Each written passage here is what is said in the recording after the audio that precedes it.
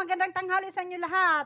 Naalala nyo nung tinanim namin, ito, ako ang nagpalihi nito, kumbaga sa Bisaya, nagpapalihi. Ito. Diba naalala nyo yung post ko noon, sabi ko, muda ko, pauntay imuhang unod, mapariha sa akong paa kadako. Mao ni siya, akong gitanom nga balanghoy. Oo, balanghoy at balinghoy, pwede rin. Kamuting kahoy. Oh, yan, natakot. Yan, oh, sa English, kasaba. Yung mga pinya na wala pang bunga, ito yung tanim namin, yan. Yan. Tingnan ko na. Ito, yellow at saka puti ang laman ng aming tinatanim na kamuting kahoy.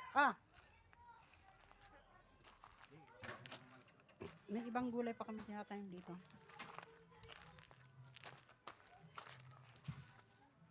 Tapos itong alagbati. Ay, buhi man di ay, ang alagbati.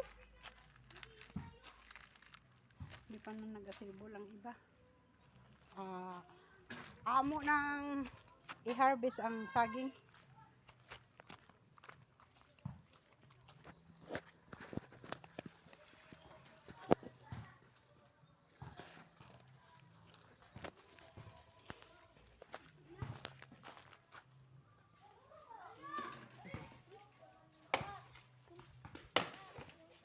Yan na, saging.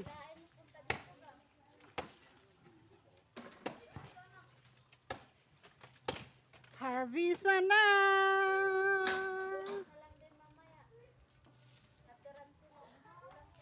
Oh.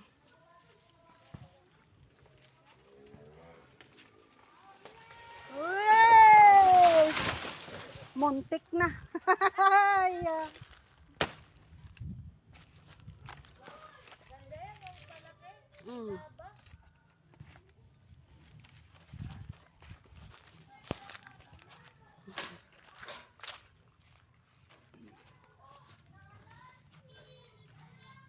Hala, nawala lagi.